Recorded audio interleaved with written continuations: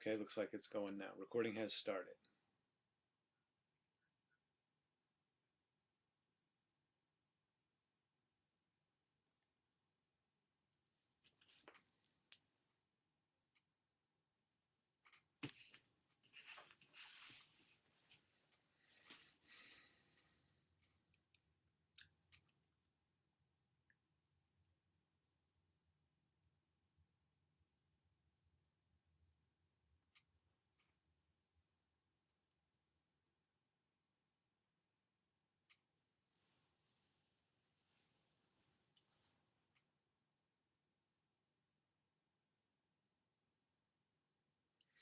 So how do I know when will I be able to hear John?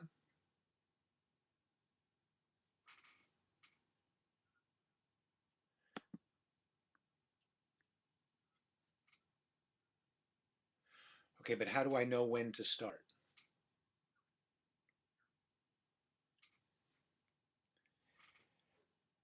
Hello? Um, Jeff Morley here, talking to you from Washington, D.C. Uh, Pleasure to be with this group and talking about this subject. I want to give my thanks to John, who I ran into in the Starbucks on Capitol Hill a couple weeks ago. And he reminded me of the importance of talking about this subject and invited me to be here. So thanks to John.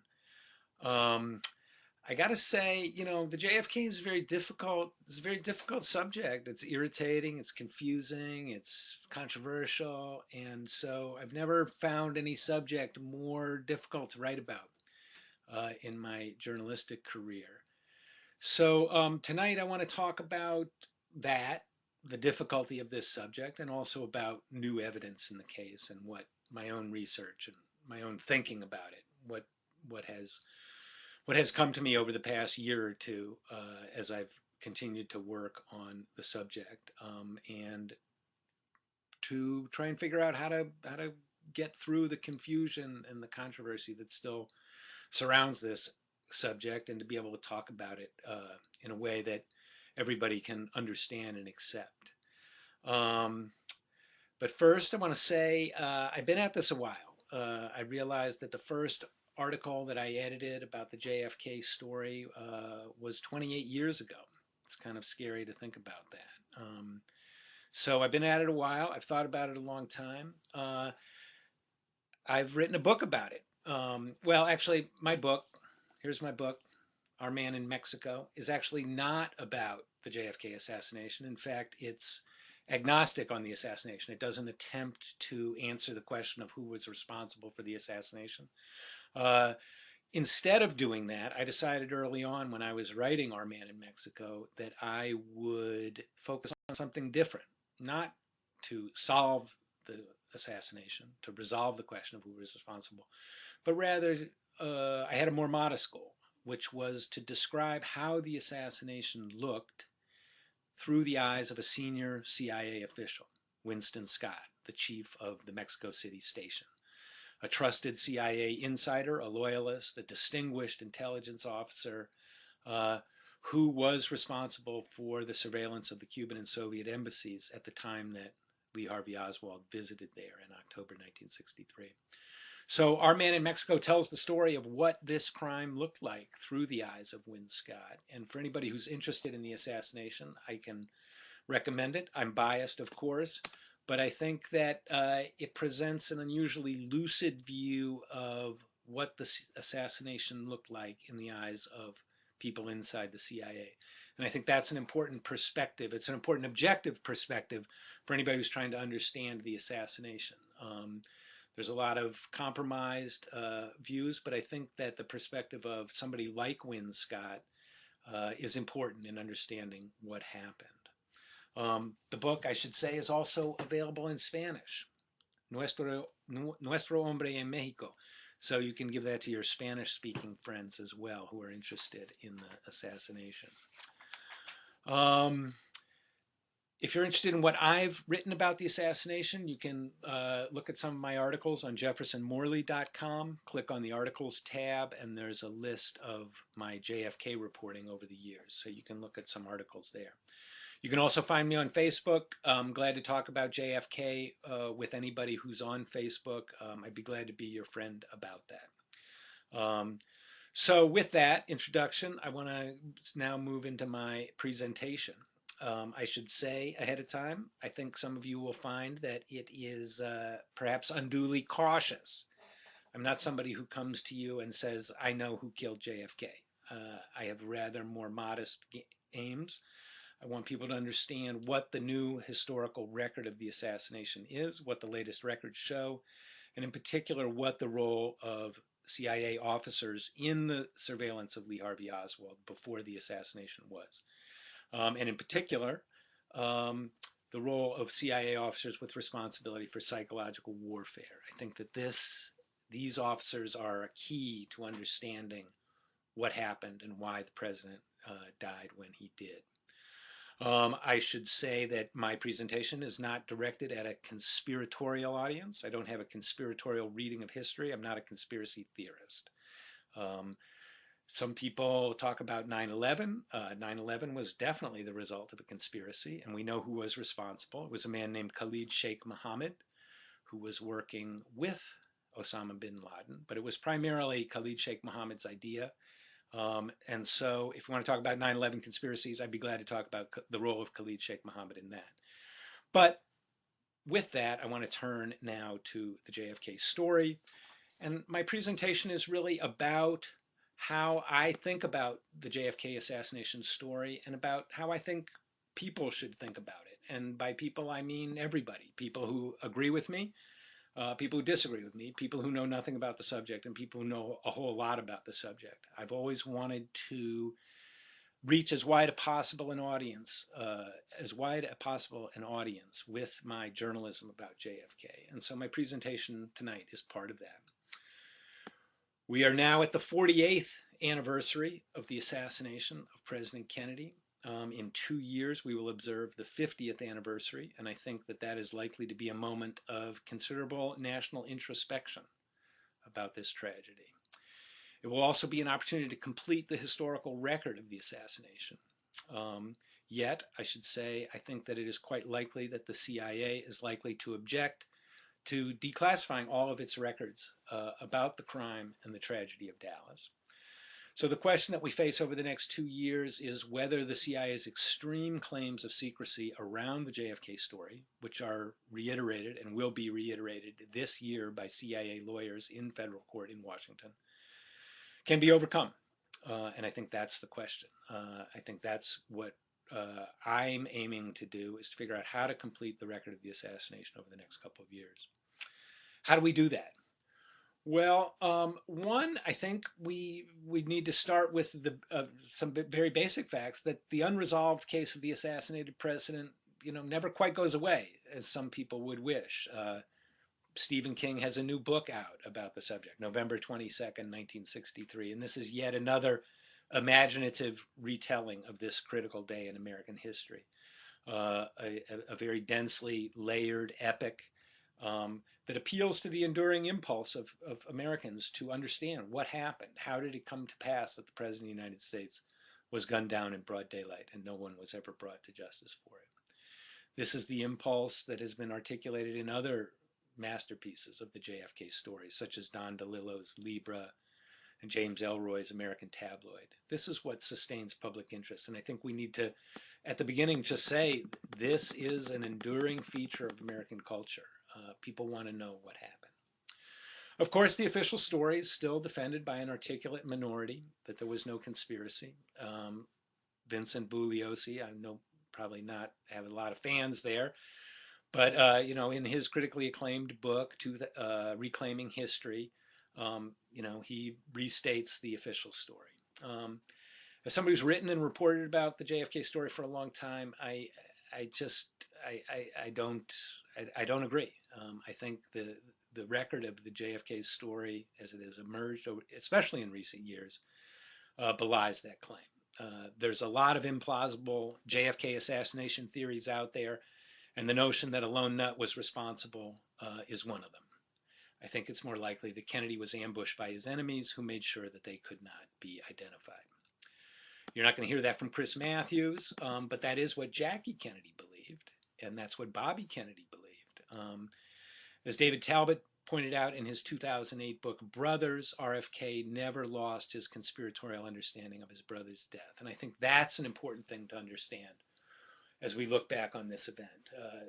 This notion of conspiracy was one that was held by people who were very close to the president, the closest to the president, his widow and his brother. I think that a story that I recommend to everyone is the story that's told in the 1999 book by Alexander Fursenko and Tim Naftali about the Cuban Missile Crisis, One Hell of a Gamble. And in there, they tell the story that after the assassination, a week after the assassination, Bobby and Jackie Kennedy sent a friend to Moscow with a message for the leadership of the Soviet Union. And their message was that they wanted the Soviet leadership to know that, quote, and this is from Fursenko and Naftali's book, despite Oswald's connections to the communist world, the Kennedys believed that the president was felled by domestic opponents. And I can't underscore this finding enough. Bobby and Jackie Kennedy believed that the president was felled by domestic opponents. I was very interested in this story, and I emailed Tim Naftali, who is now the director of the Richard Nixon Presidential Library in California. And he stood by the story and explained how he and Fursenko came by it in considerable detail. They learned the story from a Soviet diplomat named Georgy Bolshakov. They found a written account of Bolshakov's message, or Bobby and Jackie's message, as reported by Bolshakov in the Soviet archives. And Naftali told me, I thought it was surprising that the story didn't get more attention. Certainly, Bobby and Jackie were not alone in suspecting a conspiracy in Dallas. JFK's successor, Lyndon Johnson, thought there had been a conspiracy. He suspected a plot emanating from Cuba or Vietnam. In Havana, Fidel Castro, a man whose peaceful dotage is proof positive that he knows something about detecting JFK conspiracy plots, concluded that JFK had been killed by a faction within his own government. Other realistic men of power in Washington came to the same conspiratorial conclusion. Senator Russell Long, Joseph Califano, both Washington power brokers par excellence, concluded that JFK had been concluded by his enemies. In other words, the notion that JFK was ambushed is not exactly exotic, nor is it a product of any political tendency. Rather, it's what a lot of people at the upper levels of the American government believed at the time. Since then, I think it's worth noting that there is a growing scholarly consensus that JFK was killed by a conspiracy. Since 2000, I find 5 tenured historians at U.S. universities have published scholarly studies that address the causes of JFK's death. 4 out of the 5 concluded that there was a conspiracy, though they did not all agree on who was responsible. The most recent scientific study of the Zapruder film was published in 2009 by a career government physicist named G. Paul Chambers. I found his explication of the scientific method quite persuasive. I think he dismantled Vincent Bugliosi's arguments. And Chambers concluded that as a physicist, he was virtually certain that Kennedy was hit by a shot from in front of his motorcade, something that conspiracy theorists have always said. So here we have the conundrum of JFK's assassination. While we have a confident minority in the opinion-making class who dismisses any consideration of conspiracy theories, saying it's a waste of time, we have a conspiracy-minded majority of the general public who is left to ponder a bewildering array of conspiracy theories, most of which are assuredly wrong, and without much guidance about what is actually the most plausible explanation of what happened. So I think that the challenge for people who are serious about studying the assassination over the next 2 years is to pierce this confusion. I know it's a very difficult challenge. It hasn't happened yet, but I think that it's possible. So when I talk to people about how can we understand the JFK story, how can we get there, I have 7 steps. And I'm going to outline those 7 steps for you now.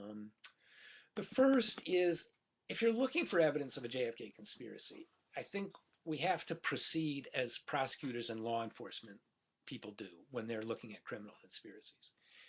And that is, they start in the middle or the bottom and they work their way up. they do not start at the top seeking to identify the intellectual authors of the conspiracy. They start by identifying the people who were involved, but perhaps not ultimately responsible, who were knowledgeable, but not culpable. So in the case of the Kennedy assassination, I start by trying to identify the people who were most knowledgeable about the accused assassin, Lee Harvey Oswald, before the assassination, and in particular, the people who were most knowledgeable about him who worked for the CIA.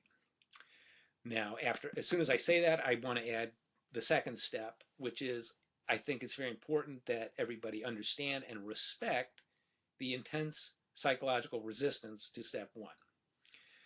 As I have learned in 30 years of doing journalism about JFK's assassination, good journalism on the subject is rarely welcome in Washington. Even a half century after the fact, people just don't want to go there. Long ago, some concerned colleagues at the Washington Post told me that my interest in JFK's assassination was, and I quote, not good for my career. I must say that that warning rather piqued my interest rather than discouraged it. Yet, this defensiveness is still the norm in JFK assassination discussions that we see in the media. Chris Matthews, who I regard as a decent spokesman for liberal causes, gets agitated at the very suggestion that a serious person might disagree with the official story.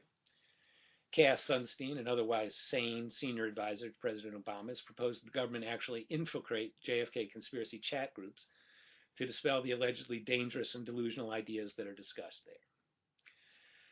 I wouldn't say that this vehemence is proof of denial, but I would say that JFK avoidance is endemic in the Washington press corps. Recently, Bill Keller, the former editor of the New York Times, admitted that he deletes all emails on the subject of JFK's assassination without reading them, while offhandedly admitting that there always was something suspicious about that one.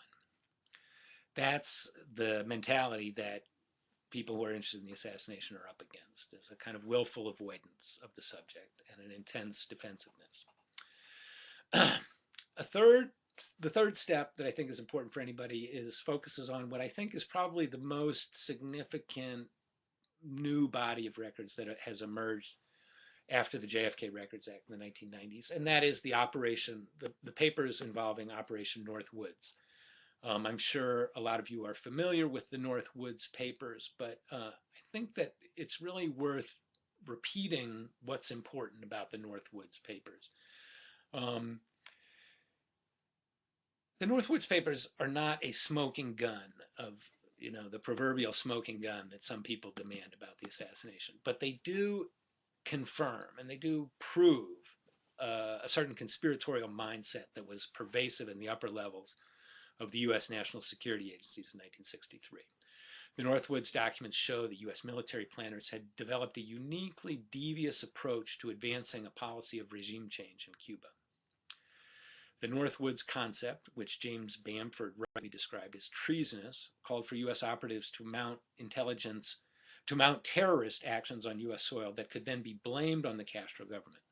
By portraying Cuba as an irresponsible actor, the U.S. could justify an invasion, something that the Joint Chiefs of Staff unanimously favored in 1963.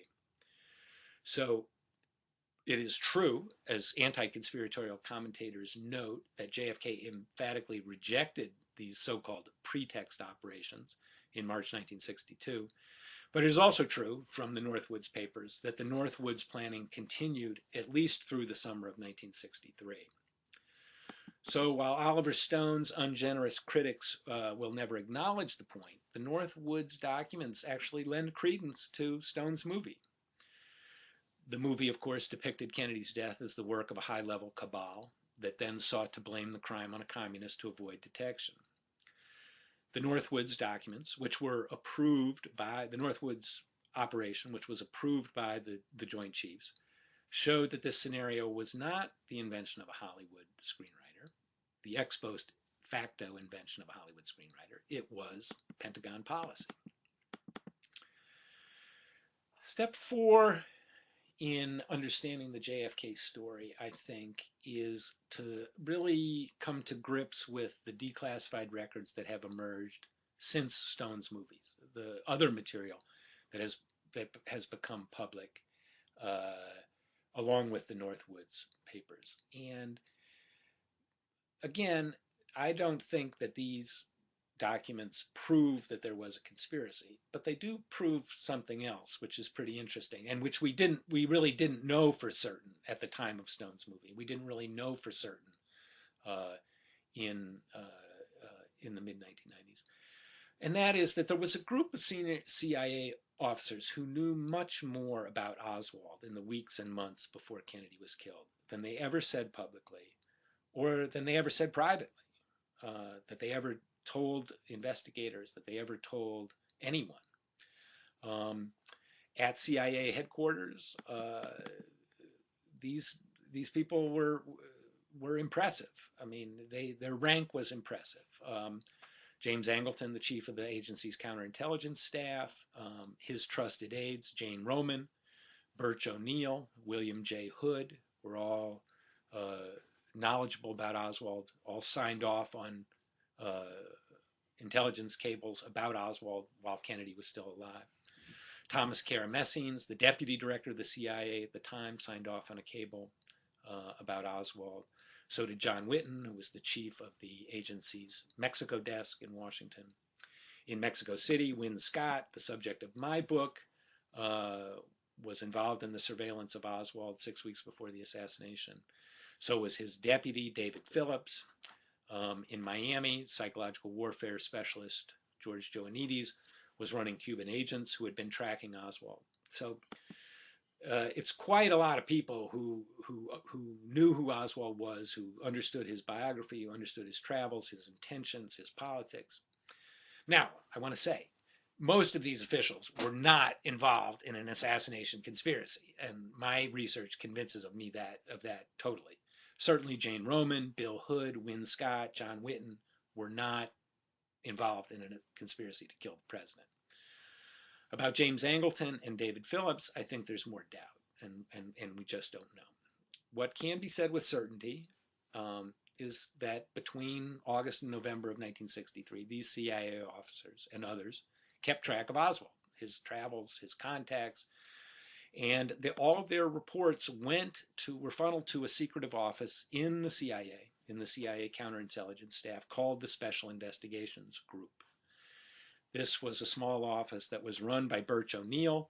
Birch O'Neill was an aide to Angleton. He had served as the chief of station in Guatemala City during the CIA-sponsored coup there in 1954. David Phillips had also worked in Guatemala in 1954. So when Oswald was arrested for shooting and killing the president, the reaction of these CIA officers is especially notable. And these CIA officers did not say that a lone nut had shot the president and wasn't that unfortunate. What they said was Oswald was linked to Fidel Castro, and they hid their own knowledge of him. So they hid their interest in Oswald while seeking to blame the crime or link Oswald to Fidel Castro. I think that's not a matter of dispute. That's not a matter of debate. That's not a theory. That's what the record shows pretty clearly. So with that, we come to step 5.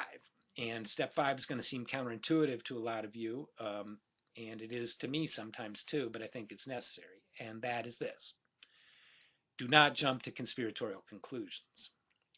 Rather, I think we need to take this evidence and apply some empirical reasoning to it. The new JFK files, by releasing all of this information and clarifying what CIA officials knew about Oswald in the weeks and months before the assassination, allow us to test conspiracy theories. They don't prove a conspiracy theory. They allow us to test it. And I disagree with people like Chris Matthews about the assassination, but I think that the important thing is for us to get this information in front of people who disagree and test it, and we can all decide what it tells us. So let's go to the CIA records and see what they say. Did these CIA officers, one or more of them, either wittingly or unwittingly participate or cause the death of the president? Did they conspire in the gunning down of the president? Or did they simply misunderstand and underestimate Oswald, who allegedly killed the president for his own reasons? This is the question that the new evidence enables us to test. Which of these two propositions is more likely, is more plausible in light of the new evidence? So full disclosure of the CIA records on this subject, I think, would help us answer that question. Unfortunately, we don't have full disclosure. That's the problem that we have right now. So what did the assassination of the president look like to people inside the CIA? I think when we look at the new evidence, this is what we need to try and understand: is not what argument do I want to make about it, because hey, I was in kindergarten when it happened. I'm not an expert, but these people were there, and they left considerable records about what they were doing at the time and what they thought. Wynn Scott, school teacher from rural Alabama, who transformed himself into a brilliant spy and a power unto himself within the CIA. When in interviewing people who knew him and looking at the records of what Scott thought, Scott knew that there was something very wrong. Something had gone very wrong with the handling of information about Lee Harvey Oswald. And he knew because he was one of the people who was wronged. He knew specifically, and I explain this in my book, that Deputy CIA Director Richard Helms had perjured himself to the Warren Commission about the agency's pre-assassination surveillance of Oswald. Scott knew that Helms' story to the Warren Commission was false, and he said so. He wrote it in a book. Scott also learned that Angleton, who was a longtime friend of his, had kept him out of the loop about the latest intelligence on Oswald in 1963, when Oswald visited Mexico City. And Scott realized this after the assassination. Scott, as I show in my book, also harbored intense doubts about his own deputy, David Phillips, a man who he once admired very much. Phillips was the chief of the agency's covert operations against the Castro government in 1963. But after the assassination, Scott gave Phillips low marks for his job performance, and he came to question Phillips's reporting on Oswald as well. A couple years later, when Scott aired some of his misgivings privately to a colleague, a friend, the head of British intelligence in Mexico City, a man named Fergie Dempster, Angleton managed to intercept the conversation by some means, and Helms returned to Scott and privately warned him not to talk about the assassination to anybody. That is hardly the action of a man who is convinced of Lee Harvey Oswald's sole guilt. So in the upper ranks of the CIA, among men like Wynn Scott, Dick Helms, and Jim Angleton, the question of who killed the president was extremely sensitive and remained extremely sensitive for years after the president's death. David Phillips, another question. He was still alive when I first arrived in Washington in the 1980s. He had retired from the CIA to found the Association of Foreign Intelligence Officers and to take on the agency's many critics. He was a trust fund kid, a former actor, an amateur journalist. He was a charming and cunning man, and a decent writer. He even wrote the occasional op-ed for the Washington Post Outlook section, where I was working at the time. In the Washington elite, the notion that David Phillips might have had something to do with JFK's death was close to absurd. David Ignatius, now a Post columnist, told me that he had gotten to know Phillips. He wasn't the type to be involved in an assassination plot against JFK, Ignatius once told me. That was around 1997 when he said that. A couple years later, the National Security Archive released the CIA records about a notorious political assassination in Chile in 1970. These records showed how President Nixon and Secretary of State Henry Kissinger had ordered the CIA to carry out an assassination. They feared leftist revolution in Latin America, and they demanded the CIA take action to prevent Salvador Allende, a democratically elected leftist, from assuming the presidency of Chile. So CIA Director Dick Helms called on David Phillips. And if you want to know about how the CIA goes about killing a political enemy, you can do worse to review the records, which you can find on the National Security Archive website. Phillips brought in a team of assassins. He armed them with untraceable guns. He talked with them about when to act and how they might justify the crime. The conspirators ambushed General Rene Schneider, the officer in question, in traffic in Santiago, and he died a day later. and Phillips then paid the killers $25,000 apiece. This is all documented on the National Security website. So David Ignatius's assurances about David Phillips suddenly seemed less than reassuring to me. Perhaps it was true that Phillips was not the type to orchestrate the assassination of an American president, but he was indisputably the type to organize the assassination of a Chilean general. And that, to me, indicated that he should always be looked at with the closest possible scrutiny.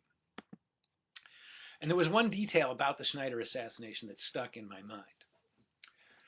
Within hours of the crime, Phillips's agents in Chile generated propaganda seeking to blame the crime on the left. And that is exactly what Phillips's agencies had done in the wake of the Kennedy assassination in 1963. So, step 7 is to return to step 1. When thinking about a complex criminal conspiracy, start low or start in the middle and work your way up. Thanks to the CIA records declassified since 1998, we now know much more about a key aspect of the JFK assassination story: the agency's underappreciated role in spreading the story that JFK had been killed by a communist. As David Phillips mounted covert operations against the Castro government in the summer and fall of 1963, my research shows that he was assisted by a junior officer in Miami named George Joanides.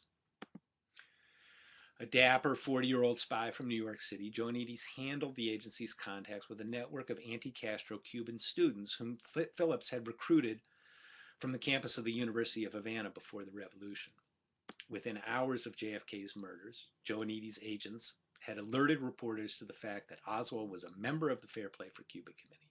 And this revelation generated headlines across the country, generating a story that many people still believe, that JFK was killed by a communist.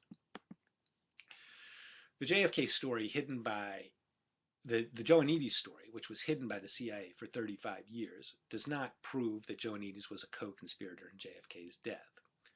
Rather, Joanides was an accessory after the fact. I think he did not plot to kill JFK, but I think he did act to protect those who did. He died in 1991, having never been questioned by any JFK investigators. So, as a reporter, I try and develop kind of empirical, non-conspiratorial questions to clarify the JFK story. And the question is, did Angleton, Phillips, Joanides, and these other CIA officers run a psychological warfare operation involving Lee Harvey Oswald, targeting the Fair Play for Cuba Committee in the fall of 1963? And did that operation go terribly awry on November 22nd? Needless to say, the CIA does not want to talk about this question. They don't want to answer it. They don't want to deal with it in any way. But over the years, they've been forced to, and I can say that I have forced them to talk a little bit about this, or at least disclose some more information about it. 8 years ago, I sued the CIA for records of George Joanides' covert activities at the time of JFK's murder.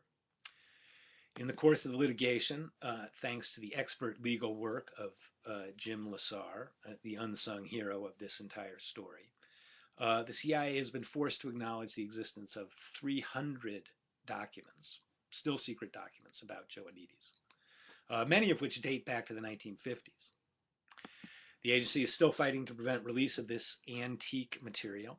Agency lawyers will be in federal court later this year, arguing that none of these documents can be made public in any form for reasons of national security. Some people find that justification ridiculous, but I'm not one of them. The CIA says the Joanides story is very sensitive, and I believe them. I think it is very sensitive, and I think that they're justified in not wanting to release it. I think that that could do a lot of damage to the CIA. That is not the only material that remains secret. The National Archives retains at least 800 pages of material about David Phillips in the JFK Assassination Records collection in College Park, Maryland. The CIA says that it will not release any of this material until at least 2017. The Phillips material, according to the CIA, has been designated NBR.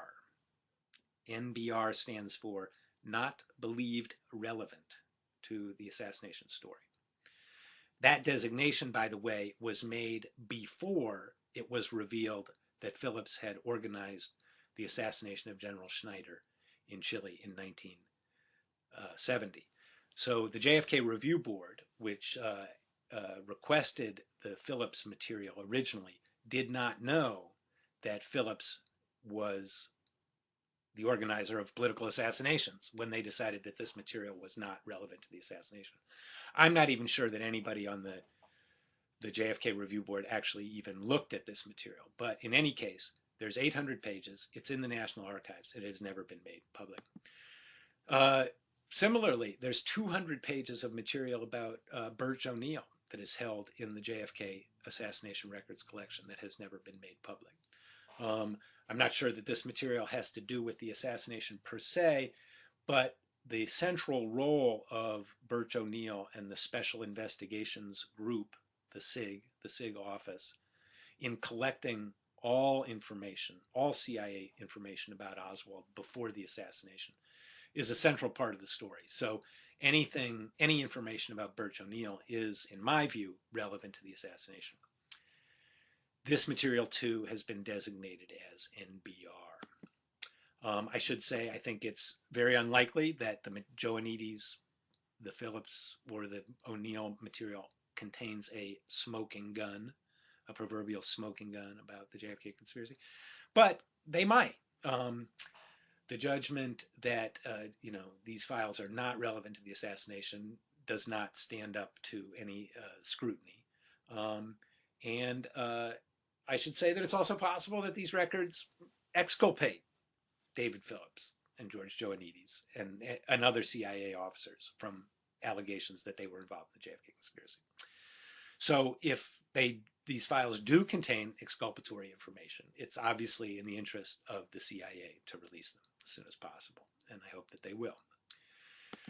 Where does that leave us as we approach the 50th anniversary? Well, first of all, the 7 steps that I've outlined here are hardly guaranteed to work. A half century after the fact, the CIA shows no interest in full disclosure around the JFK story. They're extremely defensive. I don't think that defensiveness is defensible, but I do think that it's understandable because of what we now see in the historical record. There's no proof beyond a reasonable doubt of a CIA conspiracy, in my view. But I do think that the preponderance of evidence points to that possibility. I suggest that we look at JFK's death as a civil rather than a criminal matter. If we look at it that way, I think you can say that James Angleton and other CIA officers who were most knowledgeable about Oswald before the assassination were arguably responsible for JFK's wrongful death. If they did not conspire with or manipulate Oswald, they certainly failed to appreciate the threat to the president that was gathering in Dallas. This is the intelligence failure of November 22nd, 1963, that the CIA does not want to talk about and does not care to exercise full disclosure around. But that is the story that needs to come out on the 50th anniversary of JFK's death. Not for the sake of scapegoating the CIA or the Pentagon, but for the sake of the Kennedy family and for the sake of the vast majority of people who want the record straight. In the end, I think the hard part about the JFK story is not understanding what happened. Anybody can study the vast historical record and come to a conclusion convincing to themselves, if not to others. What is hard about the JFK story is getting the CIA to obey the JFK Assassination Records Act of 1992, which mandates the immediate, and that was the will of Congress in 1992, the immediate disclosure of all JFK records. So here we are 19 years later, and the CIA is still not in compliance with the law.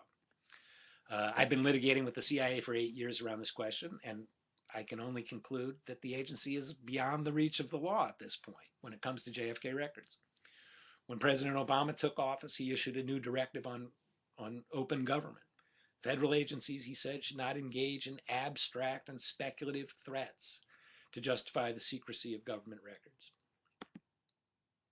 The agencies ignored this directive when it comes to JFK records. After all, President Obama is merely the president, and they are the CIA.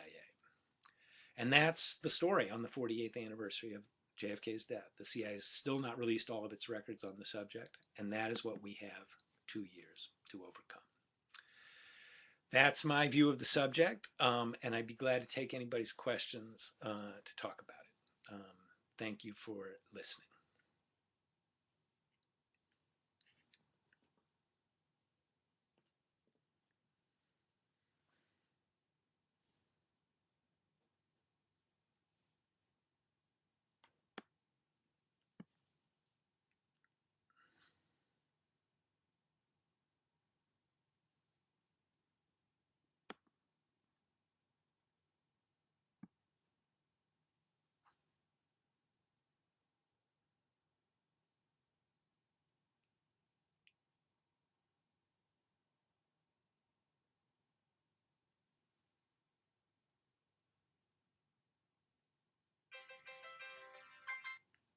Hello.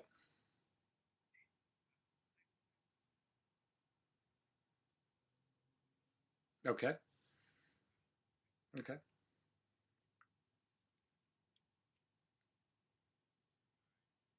Hi.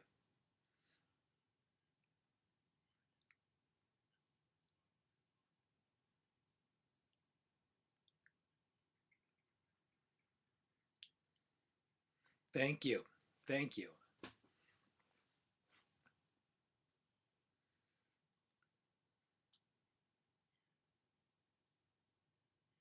Okay.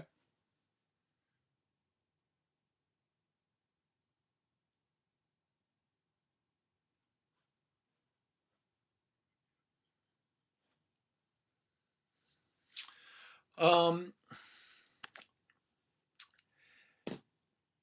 Let me talk about Hunt first. Hunt is clearly a very knowledgeable person, head of the Domestic Contacts Division in 1963.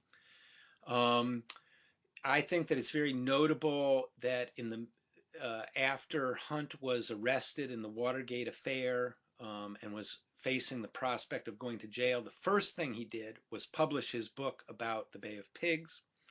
And in the first pages of that book, the first thing that he did was he talked about the Cuban students who had identified Oswald as a Cuban, as an agent of Castro's. As Hunt well knew, those students had been recruited by David Phillips. As Hunt well knew, they were being run by George Joannides in 1963. I believe that Hunt raised this issue right after his arrest as a way of exercising leverage on the CIA to show Dick Helms, who was the head of the CIA at the time, that he was prepared to talk about the events that led to Kennedy's assassination. And in that book, Hunt said that basically that Kennedy was to blame for his own assassination through his cowardly behavior at the Bay of Pigs. Hunt's animus against JFK was obvious. In terms of evidence linking Hunt to the assassination, I've never been particularly persuaded by it. I think that the videos that he made at the end of his life with his son, St. John Hunt, which I've reviewed, are interesting. They're very interesting. I don't think they're proof positive, but they are an admission against interest. Hunt was a CIA loyalist. He was a very conservative man. He was very sincere in his conservative beliefs. He was not one to traffic in a JFK conspiracy theory implicating the CIA idly.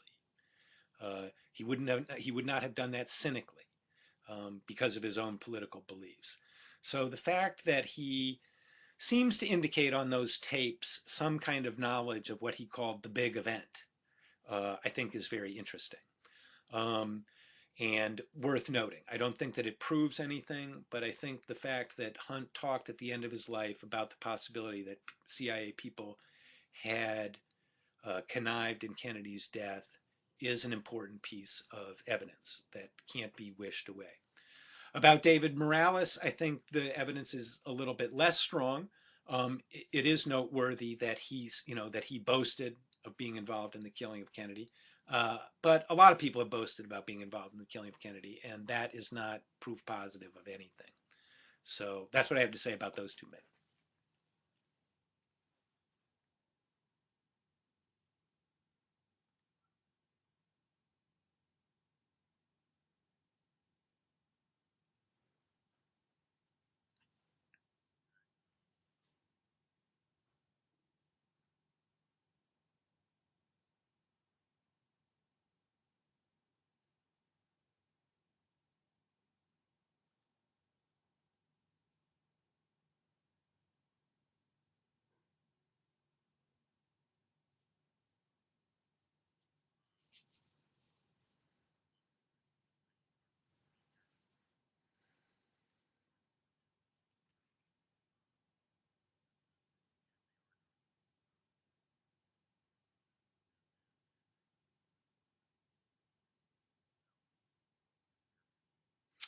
Um, well, first of all, hello to Malcolm. Malcolm is one of the great researchers in this field and has been an immeasurable help to me.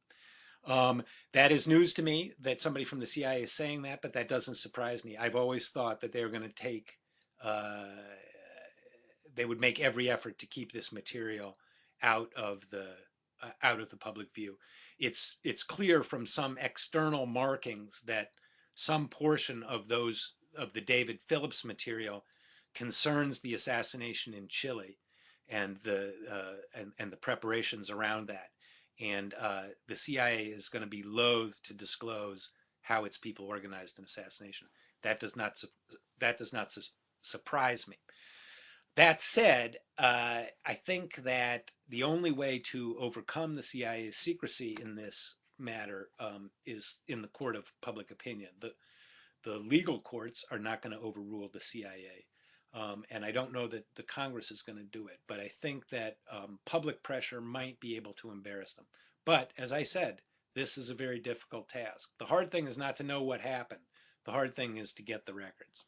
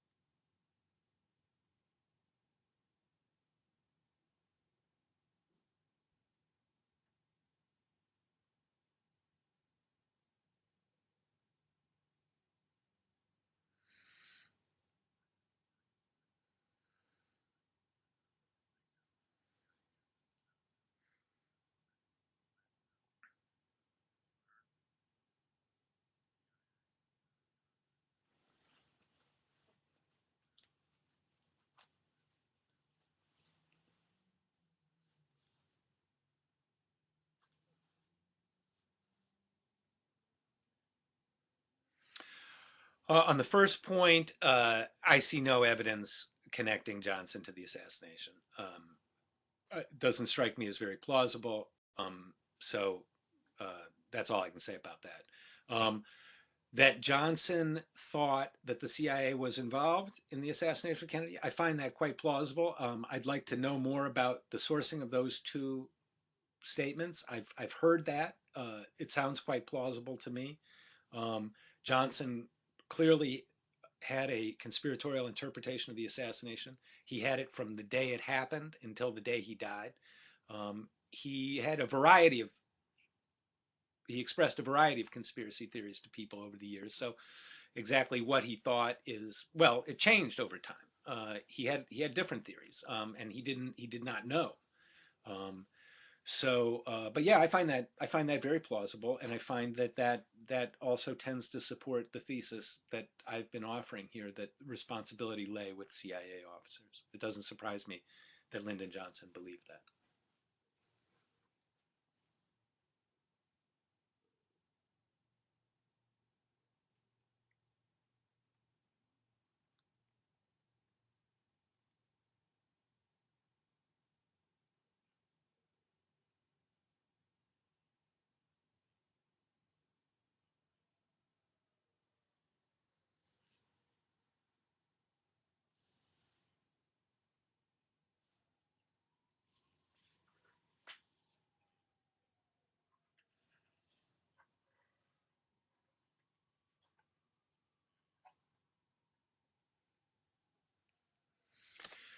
Yeah, very good question.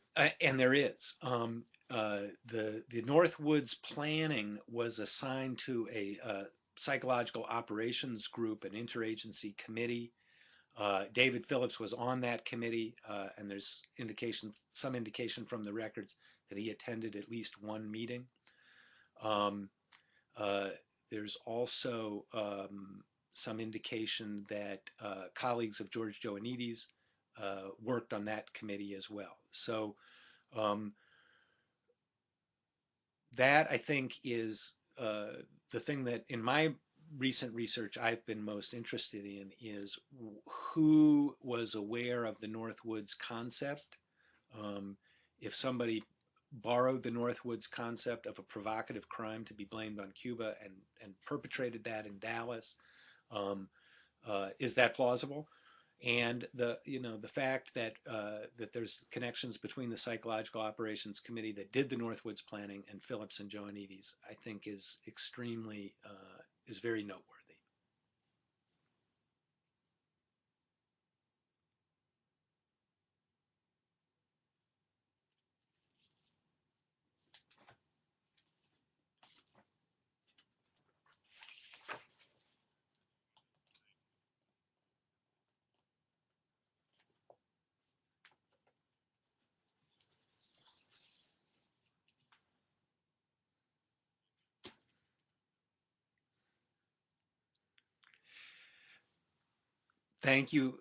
Thank you all for having me, and thank you for listening.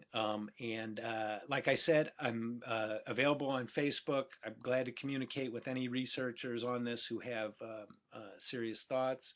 Um, and I continue to, to do my research and to think that we can make some progress in understanding what happened. So I look forward to talking with any and all of you about that. Thank you.